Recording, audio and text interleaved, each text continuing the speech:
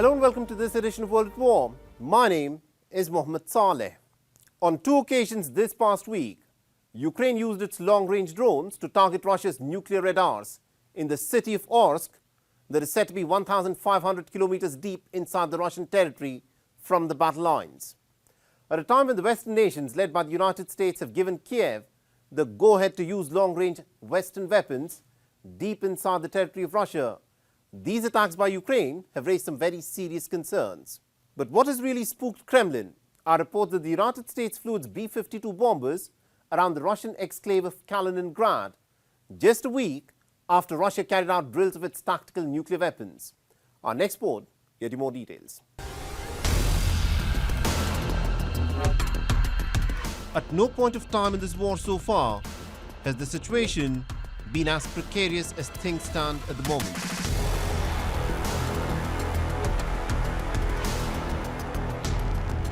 The Russian offensive in Kharkiv has bludgeoned the Ukrainian defenders. There are thousands of Russian soldiers who are being mobilized north of Kharkiv and Sumy. Ukraine's Western allies, such as the United Kingdom, the United States, and now even Germany, have given Kiev the green signal to strike at targets inside the Russian territory. NATO chief Jens Stoltenberg has been categorical in his new strategy, where he states that self-defense is not an escalation. Self-defense is not escalation. Self-defense is a fundamental right. It is enshrined in the UN Charter. As this war has evolved, NATO's support has evolved, and I welcome that allies are easing restrictions on the use of weapons. We need to remember what this is. This is a war of aggression. Russia has attacked Ukraine, and Ukraine has the right of self-defense. Wave after wave of missile and drone strikes have flattened large parts of Kharkiv. Ukraine has been pushed back by as much as 10 kilometers along the Kharkiv front lines. Precision strikes, such as this one, will give you a glimpse of what is unfolding at this moment in Kharkiv. Every aspect of life in the Kharkiv region has been thrown out of gear. Not just military targets, but even an equestrian center in central Kharkiv was struck by a Russian missile. Tetiana Ehnatieva, who was an instructor at the now-destroyed equestrian school, could not hold back her tears. So many children have been through our equestrian sports school. My 7-year-old niece had classes here in September when it was more or less calm. I can show you the drawing that my niece did today. She asked me to pass it on to Elizaveta Pavlina. She drew a horse and its rider. She told me, "Auntie, you're as sad as I am."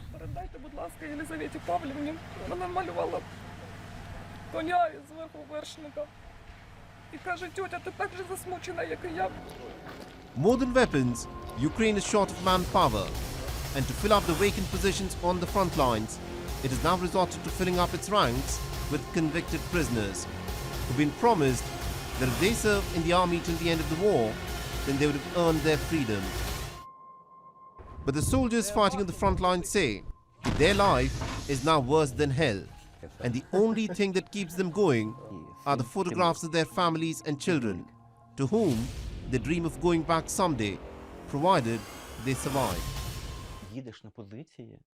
When I travel to positions knowing that there is a risk of dying at any moment, I always try to look ahead. I plan ahead, I think of what to do next. And when you have plans, you have the whole of the next day mapped out. You know that nothing can happen to you. You try to think about nice things about your family.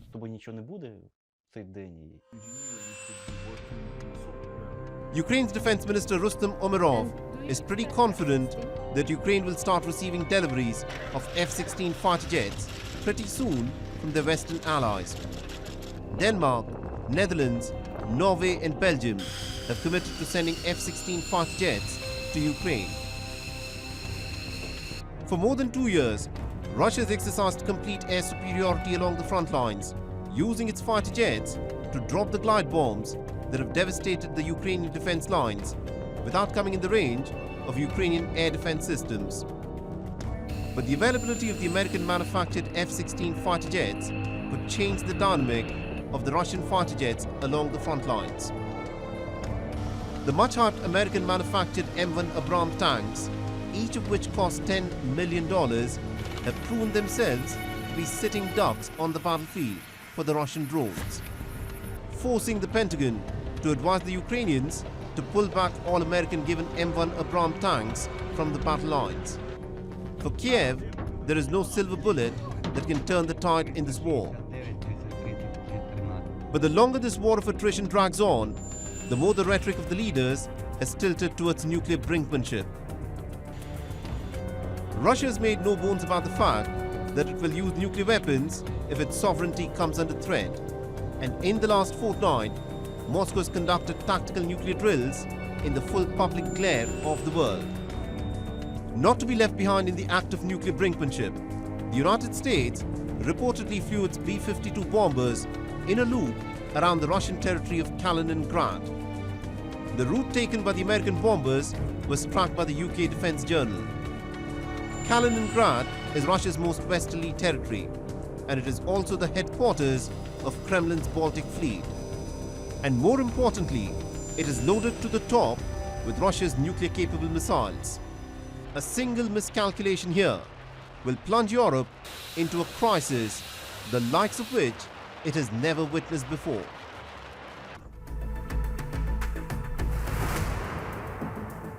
China is all set to field an altogether new weapon on the battlefield, something that will change warfare as we know it forever. For some decades now, we've been talking about how robots will fight the wars for us, and that time seems to have now arrived.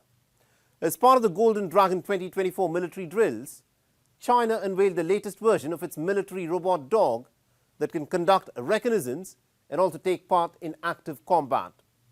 But China isn't the only nation that is testing out robotic dogs that can fight wars, especially in an urban setting. The United States too is investing heavily in testing out technologies where human soldiers may soon be replaced by gun-carrying robotic dogs. Our next report gets more details.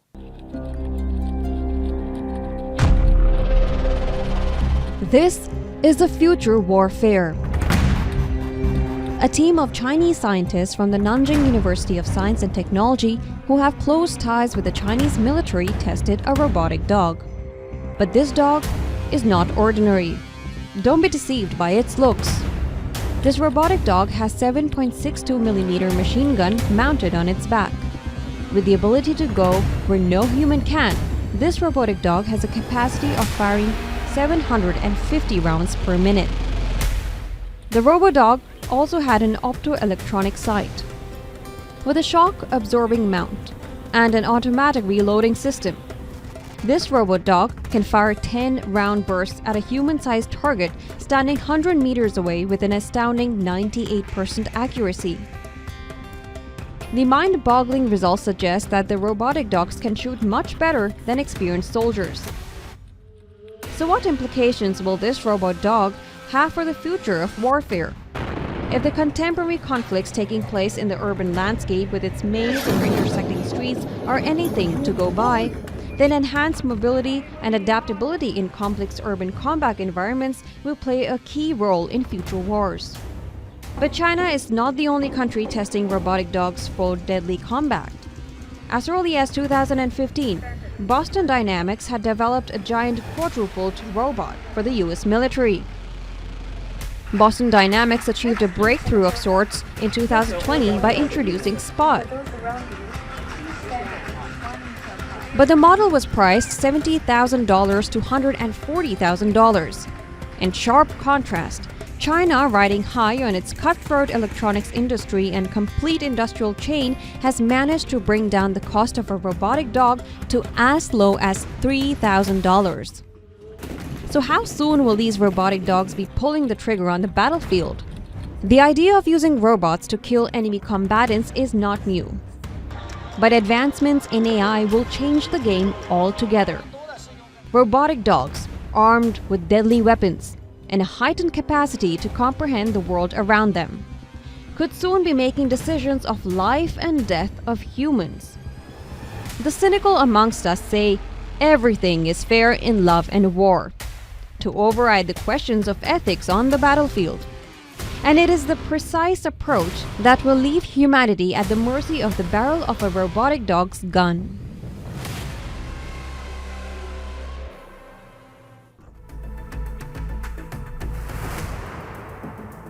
The Sudan conflict between the Sudanese National Army and its former ally, the powerful paramilitary Rapid Support Forces, erupted on the 15th of April last year. According to a recent Human Rights Watch report, tens of thousands of Sudanese people have been killed and an estimated 8.5 million people have been uprooted from their homes. In recent weeks, Fasher, which is the provincial capital of North Darfur, has emerged as the fiercest battleground, where intense fighting has resulted in the deaths of at least about 123 people and more than 900 others are said to be wounded.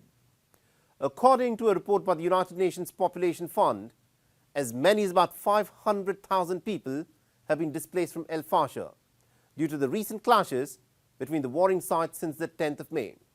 Our next report gets you more details. The Republic of Sudan has been ravaged by war for more than a year.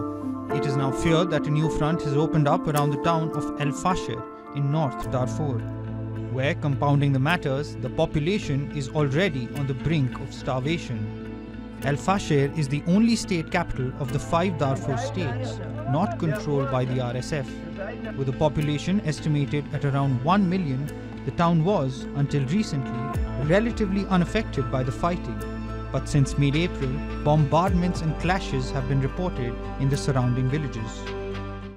The latest reports of escalating hostilities in Fasher, the capital of North Darfur, are a fresh cause for deep alarm. Over the weekend, RSF-affiliated militias attacked and burned villages west of the city, leading to widespread new displacement and fears of a takeover of Fasher, that is the capital of North Darfur and a city with hundreds of thousands of inhabitants.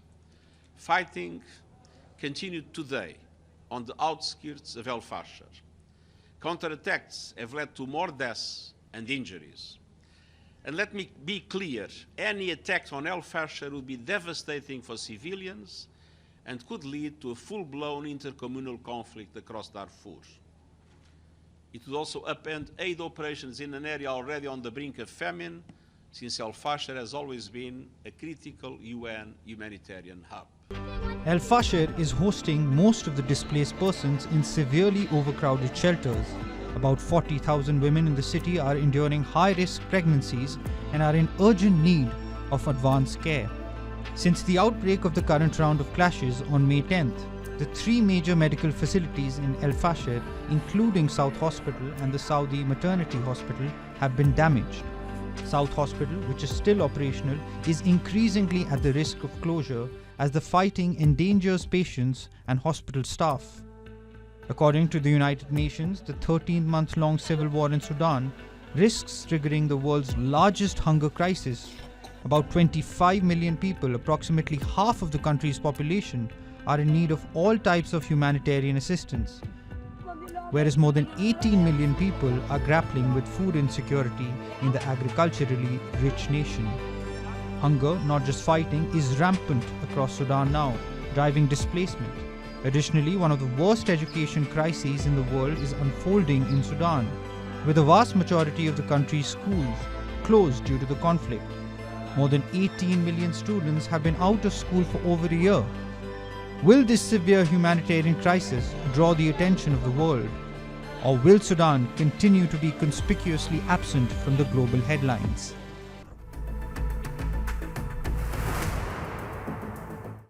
The run-up to the presidential elections in Mexico this year has been one of the bloodiest ever in the history of Mexico. A mayoral candidate was killed on the 28th of May, while another one was wounded in the Jalisco state. The spate of killings have been blamed on drug cartels, who are reportedly trying to control the Mexican ballot by the use of bullets. Our next report gets you more details.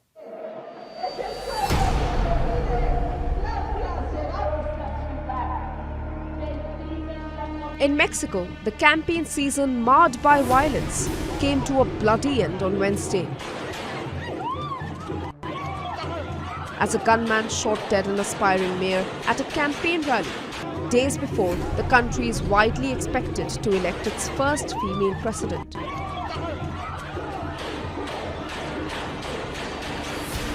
Alfredo Cabrera, running for mayor in the town of Coyuca de Benitez, was gunned down in the southern state of Guerrero, triggering chaos and panic among the attendees of the rally.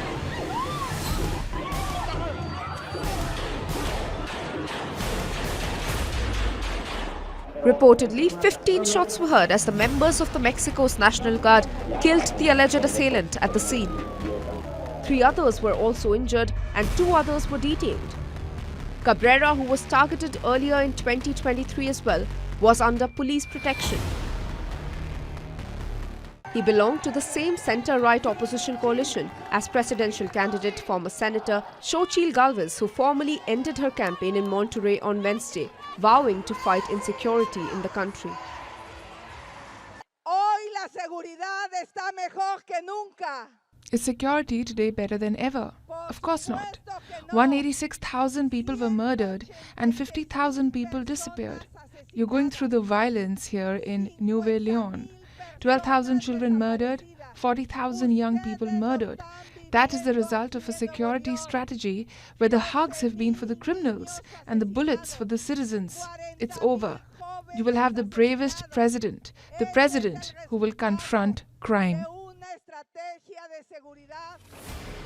Around 27,000 soldiers and National Guard members will be deployed during Sunday's elections in a bid to reinforce security. In a country where homicides reached a record 185,000 in current President Andrés Manuel López Obrador's term, his governing Morena party has put forward 61-year-old former mayor of Mexico City, Claudia Sheinbaum, as its candidate. Obrador is limited by the constitution to a single 6-year term. Frontrunner Claudia Sheinbaum, a scientist by training, enjoys a sizable lead in the polls with 53% of voter support. Gálvez is second with 36%, and the only male in the running is centrist Jorge Alvarez Maínez, considered a long shot with 11% voter support. Sheinbaum ended her campaign on an ebullient note, with a rally in the capital's main square. Friends, this June 2nd, we are going to make history.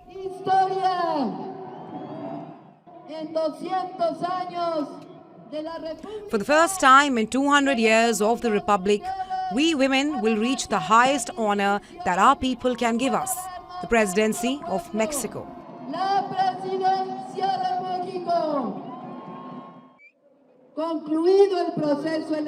Once the electoral process is over, we are going to win. We are going to win. Barring a major upset, a woman is almost certain to be elected leader of the world's most populous Spanish-speaking nation. But tackling the drug cartel violence that has turned Mexico into one of the most dangerous countries in the world will be an immediate and major challenge facing the next leader.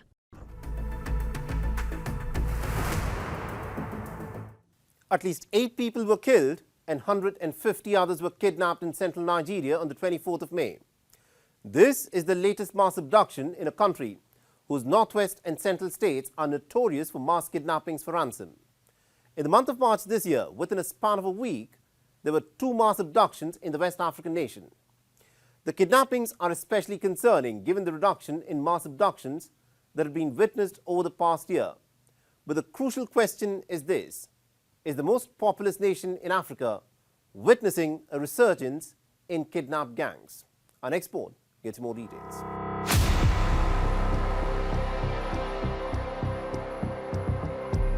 Kidnap gangs, infamously known as bandits, have plagued much of Nigeria recently. Especially its northwest and central states. In the country's latest mass abduction, gunmen on motorbikes stormed the Kuchi village in Niger state on Friday night. Reportedly, the attackers arrived on around 100 motorbikes, with each carrying 3 men. In the mayhem that ensued for the next 3 hours, they killed 8 and abducted about 150 villagers. For those 3 tragic hours, no help arrived. Our correspondent Luisa Olaniyi sent us this ground report in the immediate aftermath of the incident. There have been no word yet from the abductors of over 160 persons from Kuchi local government area of Niger State at the weekend. The raid, according to locals, lasted 2 hours on Friday, with the abductors having a field day before whisking away the victims. Amnesty International has since condemned the act, criticizing the government of leaving rural communities at the mercy of gunmen. Now, President Tinubu promised to prioritize security at his inaugural speech on May 29, 2023, and 1 year down the line, Nigerians still battle the menace of mass abductions and insecurity. In the same week, on the 20th of May, at least 40 people were killed, houses set ablaze, and an unspecified number of people were abducted from the Zurak mining community in the Plateau state. Heavily armed gangs often target remote villages to loot and abduct residents. In Nigeria, the kidnapped are usually freed after a ransom is paid. On the 7th of March, in the biggest abduction targeting a school since 2021, at least 287 students between the ages of 8 and 15, along with a teacher, were kidnapped from their school assembly ground by dozens of gunmen. Earlier, on the 4th of March, suspected Boko Haram insurgents had kidnapped more than 100 people, mostly women, in the remote Gamboru area of northeastern Nigeria, while they were collecting firewood. Boko Haram and its rival jihadist group Islamic State West Africa Province are notorious for regularly carrying out abductions in Nigeria.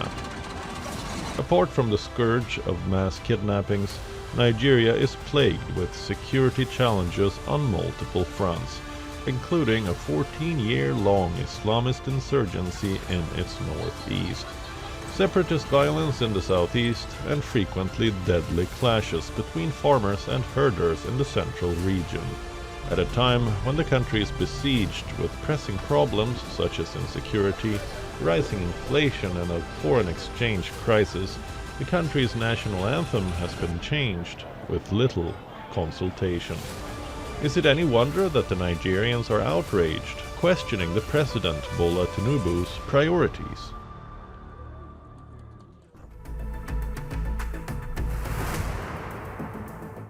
And with that's a wrap on this edition of World at War. And if you want to reach out to me with any comments, feedback or suggestions, feel free to do so on the ID that you see on your screens. I'm your host Mohammed Saleh, and I'll see you again next week.